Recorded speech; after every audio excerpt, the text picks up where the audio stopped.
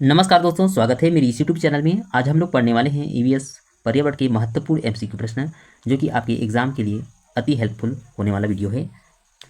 तो चलते हैं प्रश्न की ओर। पहला प्रश्न ये रहा, किसी पारितंत्र में होते हैं। ऑप्शन ए भी है उत्पादक, उपभोक्ता तथा अपघटक। ऑप्शन बी है उत्पादक, शाकाहारी, मांसाहारी तथा अपघटक। ऑप्शन सी दिया है पौधे तथा जंतु। ऑप्शन डी दिया है जैविक तथा अजैविक पदार्थ। तो यहाँ पर पारितंत्र में होते हैं तो ये होते हैं जैविक तथा अजैविक पदार्थ। ऑप्शन नंबर डी जो है इसका करेक्ट उत्तर होगा। अगला प्रश्न है, जैविक एवं अजैविक संगठकों के बीच बिचौलिया का काम करता है।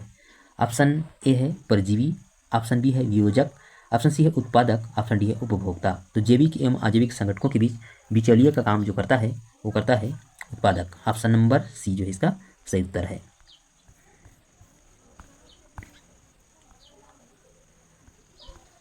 अगला प्रश्न है, पारितंत्र में अजैव पदार्थ जैव पदार्थ जो है अजैव पदार्थ में या अन्य पदार्थ में निरंतर परिवर्तित होते रहते हैं। यह प्रक्रिया क्या कहलाती है?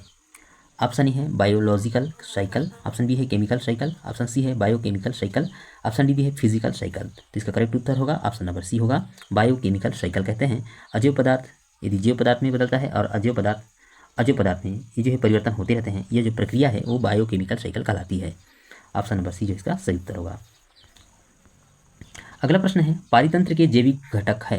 ऑप्शन ए दिया है उत्पादक, ऑप्शन बी है उपभोक्ता, ऑप्शन सी है ए और बी दोनों, ऑप्शन डी है न तो ए सही न तो बी सही। ठीक है, तो यहाँ पर पारितंत्र के जैविक घटक के अंतर्गत आपका ऑप्शन नंबर ए जो उत्पादक है और उपभोक्ता ये दोनों आ जाएंगे। तो इसका सही उत्तर होगा ए और बी दोनों।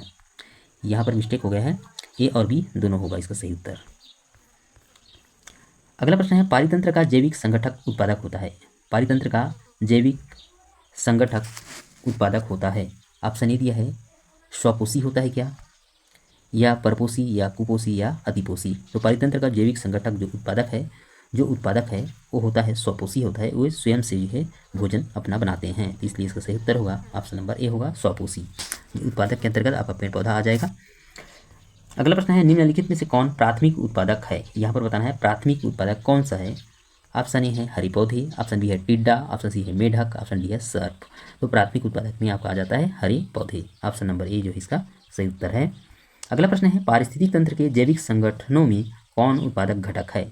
तो प्राथमिक तंत्र के जैविक संगठनों में कौन उत्पादक घटक है? तो इसमें उत्पादक घटक बताना है। ऑप्शन ए है गाय, ऑप्शन बी है मोर, ऑप्शन सी है बाघ, ऑप्शन डी है हरे पौधे। तो उत्पादक घटक कौन सा होगा? हरे पौधे। अगला प्रश्न है, हरे पौधे अपना भोजन जिस प्रक्रिया से बनाते हैं यह क्या कहलाती है? तो हरे पौधे अपना भोजन जिस प्रक्रिया से बनाती है उसे कहा जाता है प्रकाश संश्लेषण। ऑप्शन नंबर ए इसका करेक्ट उत्तर है। हरे पौधे किस भाग में प्रकाश संश्लेषण फोटोसिंथेसिस की प्रक्रिया होती है? ऑप्शन ए दिया है जड़, ऑप्शन बी है तना, ऑप्शन सी है ये क्या है जड़, तना, और ये हो सकता है आपका पौधे दिया है। ठीक है, लेकिन इसका जो यहाँ पर किस प्रक्रिया में किस भाग में पूछा है, तो इसका सही उत्तर होगा ऑप्शन नंबर डी होगा हरे पौधे। यहाँ पर मिस्टेक हो गया है ये वाला ऑप्शन। तो हरे पत्ते में जो है प्रकाश संश्लेषण की प्रक्रिया होती है। अगला प्रश्न है, प्रकाश संश्लेषण की प्रक्रिया में हरे पौधे वायुमंडल से ग्रहण करते हैं। तो प्रकाश संश्लेषण की प्रक्रिया में हरे पौधे वायुमंडल से क्या ग्रहण करते हैं? ऑप्शन है कार्बन डाइऑक्साइड, ऑप्शन बी है पोटेशियम, ऑप्शन सी है ए और बी दोनों, ऑप्शन डी है ना तो ए सही ना तो बी सही। तो हरे प्रकाश संश्लेषण की प्रक्रिया में हरे पौधे जो है वायुमंडल से कार्बन डाइऑक्साइड ग्रहण करते हैं। Option number A is the right answer. अगला प्रश्न है, प्रकाश संश्लेषण की प्रक्रिया में हरे पौधे उन्मुक्त करते हैं, यानी कि क्या छोड़ते हैं? उन्मुक्त मतलब छोड़ना। तो ऑप्शन ए दिया है ऑक्सीजन, ऑप्शन बी है पोटेशियम, ऑप्शन सी है ए और बी दोनों, ऑप्शन डी है ना तो ए सही ना तो बी सही। तो इसका जो करेक्ट उत्तर होगा ऑप्शन नंबर ए होगा ऑक्सीजन। ऑक्सीजन जो है छोड़ते हैं प्रकाश संश्लेषण की प्रक्रिया में जो हरे पौधे होते हैं। अगला प्रश्न है, यदि संसार के सभी पौधे मर जाएं तो किसकी कमी के कारण सभी जीव जंतु मर जाएंगे? ऑप्शन ए है भोजन, ऑप्शन बी है ऑक्सीजन, ऑप्शन सी है काष्ठ, ऑप्शन डी है ठंडी वायु। यदि संसार के सभी पौधे मर जाएं तो किसकी कमी के कारण जो है सभी जीव जंतु मर जाएंगे? तो क्या होगा इसका सही उत्तर? ऑक्सीजन होगा। ऑक्सीजन की कमी हो जाएगी, सभी पेड़ पौधे मर जाएंगे। तो अगला प्रश्न है, हरे पौधे के हरे पत्ते में मौजूद हरित वर्णक यानी कि ग्रीन पिगमेंट जो प्रकाश संश्लेषण की प्रक्रिया को संभव बनाता है उसे कहा जाता है। तो हरे पौधे के हरे पत्ते में जो है पाया जाता है क्या? क्लोरोफिल पाया जाता है। ऑप्शन नंबर ए इसका करेक्ट उत्तर है, क्लोरोफिल। हरित वर्णक जो कि प्रकाश संश्लेषण की प्रक्रिया को संभव बनाता है, तो उसमें होता है क्लोरोफिल। अगला प्रश्न दिया है, समुद्री जगत में पाया जाने वाला प्राथमिक उत्पादक है जो सौर ऊर्जा का प्रयोग कर अपना भोजन बनाता है। समुद्री जगत में पाया जाने वाला प्राथमिक उत्पादक क्या है? समुद्री जगत में बताना है जो सौर ऊर्जा का प्रयोग करता है और अपना भोजन बनाता है। ऑप्शन ए डी है पौधे, ऑप्शन बी है पेड़, ऑप्शन सी है झाड़ी, ऑप्शन डी है फाइटोप्लैंक्टन। तो ये हाँ इसका जो करेक्ट उत्तर होगा, यहाँ पर जो है इसका सही उत्तर होगा ऑप्शन नंबर डी होगा, फाइटोप्लैंक्टन। ये जो है गलत लिखा गया है, ये आता है फाइटो, ठीक है। यहाँ पर ये लिखा गया क्या, इस टाइप का फाइटोप्लैंक्टन, प्लैंक्टन इस प्रकार से रहेगा, फाइटोप्लैंक्टन, ठीक है। तो इसका सही उत्तर होगा ऑप्शन नंबर डी होगा। अगला प्रश्न है, समुद्री वातावरण में मुख्य प्राथमिक उत्पादक होते हैं। समुद्री वातावरण में मुख्य प्राथमिक उत्पादक क्या होता है? तो इससे पहले जो क्वेश्चन आया था इसी टाइप का क्वेश्चन है, ठीक है। इसका जो पहले वाला ये वाला क्वेश्चन, ठीक है, सेम टू सेम क्वेश्चन है। समुद्री वातावरण में मुख्य प्राथमिक उत्पादक होते हैं, तो मुख्य प्राथमिक उत्पादक कौन से होते हैं? तो ये होता है ऑप्शन नंबर डी ए होगा, फाइटोप्लैंक्टन। अगला प्रश्न है, प्रकाश संश्लेषण द्वारा ऊर्जा का कितना प्रतिशत भाग, प्रकाश संश्लेषण द्वारा ऊर्जा का कितना प्रतिशत भाग, यहाँ पर ध्वनिक ऊर्जा लिखा गया है, ये रासायनिक ऊर्जा होगा, ये जो होगा ये रासायनिक ऊर्जा, ठीक है। ये जो है ये रासायनिक ऊर्जा में परिवर्तित हो जाता है।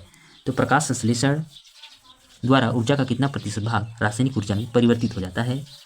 तो इसका जो सही उत्तर होगा ऑप्शन नंबर सी होगा, 1 से 10% का जो भाग है वो रासायनिक ऊर्जा में परिवर्तित हो जाता है। ऑप्शन नंबर सी जो इसका सही उत्तर है। अगला प्रश्न है, किसी पारितंत्र में यह जीव जो अपने भोजन के लिए दूसरे पर निर्भर होता है क्या कहलाता है? यह जीव जो अपने भोजन के लिए दूसरे पर जो निर्भर होता है उसे क्या कहते हैं? परपोषी कहा जाता है। तो इसका जो करेक्ट उत्तर क्या होगा, किसी परितंत्र में वह जीव जो अपने भोजन के लिए दूसरे जीव पर जो है दूसरे पर निर्भर होता है उसे कहते हैं, इसका सही उत्तर होगा कंज्यूमर। ऑप्शन नंबर बी इसका जो है करेक्ट उत्तर होगा, कंज्यूमर कहते हैं।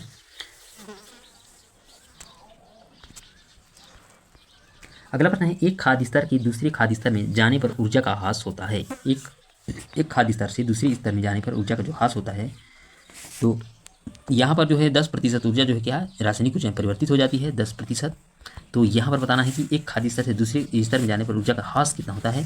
तो होता है 90%। ऑप्शन नंबर डी जो इसका सही उत्तर है।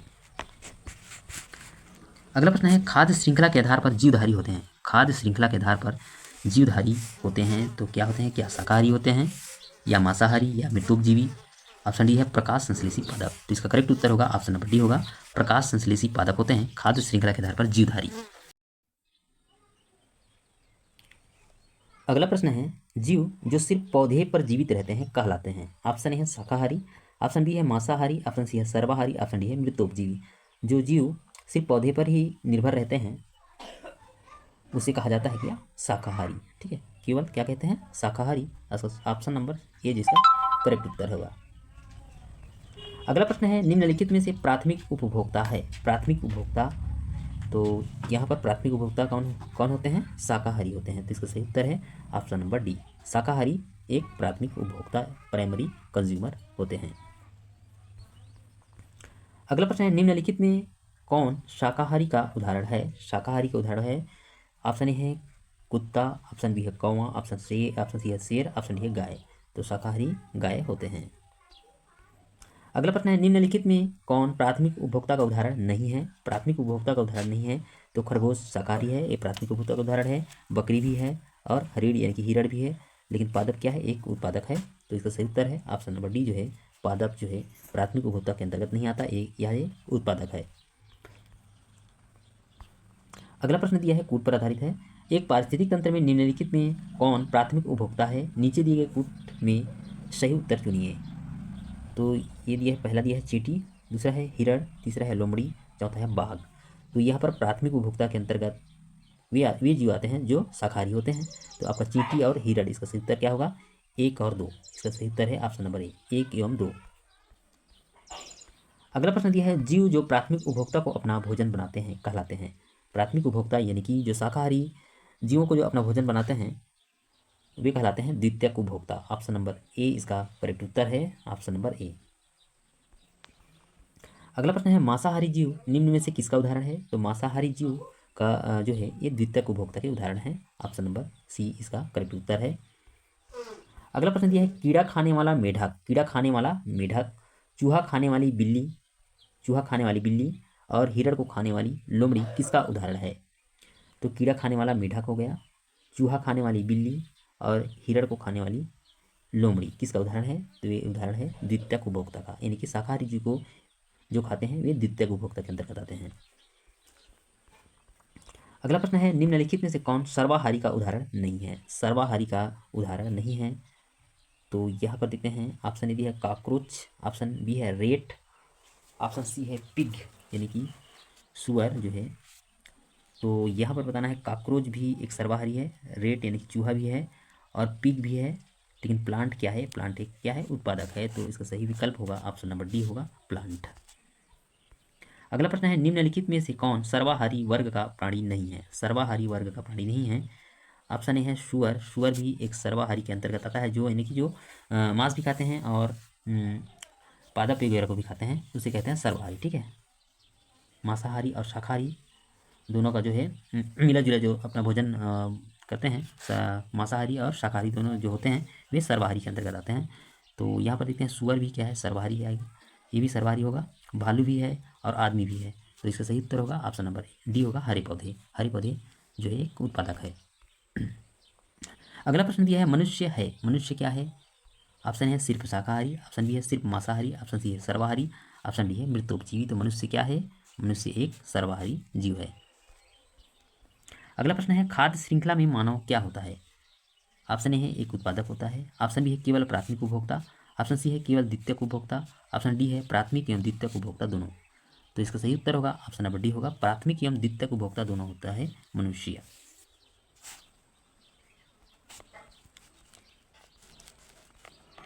अगला प्रश्न दिया है जब हम बकरी का मांस खाते हैं तब हम किस में आते हैं? जब हम अगर बकरी का मांस खा रहे हैं तो हम आ जाएंगे किस में? देखो बकरी जो है उत्पादक को खाता है, ये जो बकरी जो है उत्पादक को खाता है, उसके बाद अगर बकरी को हम खा रहे हैं तो हम आ जाएंगे द्वितीयक उपभोक्ता में। ऑप्शन नंबर बी जो इसका करेक्ट उत्तर होगा। अगला प्रश्न दिया है जब मानव बड़ी मछली, जब मानव है जो बड़ी मछली जो छोटी मछली को खाती है, ठीक है, मनुष्य उस मछली को खाता है, उस मछली को खाता है मनुष्य जो छोटी मछली को खाती है। और छोटी मछली यहाँ पर समुद्र में शैवाल को खाती है, को खाता है, ये है को खाता है। वह क्या होता है? जो मानव मछली, जब मानव बड़ी मछली को खाता है तब वह मानव से क्या होगा इसमें? तो मनुष्य उसमें क्या हो जाएगा? तृतीयक उपभोक्ता हो जाएगा। ऑप्शन नंबर डी इसका जो है करेक्ट उत्तर होगा तृतीयक उपभोक्ता। अगला प्रश्न है यह उपभोक्ता जो द्वितीयक उपभोक्ता पर जिंदा रहता है कहलाता है? जो द्वितीयक उपभोक्ता पर जिंदा रहता है क्या कहलाता है? तो कहलाता है तृतीयक उपभोक्ता। ऑप्शन नंबर सी इसका करेक्ट उत्तर होगा जैसे कि बाघ, बाघ जो है किस पर निर्भर रहता है? द्वितीयक उपभोक्ता। हाँ, ये द्वितीयक उपभोक्ता को द्वितीयक उपभोक्ता के अंतर्गत आएगा। द्वितीयक उपभोक्ता जो बाघ है द्वितीयक और यानी कि प्राथमिक उपभोक्ता दोनों को खाता है, ठीक है, बाघ।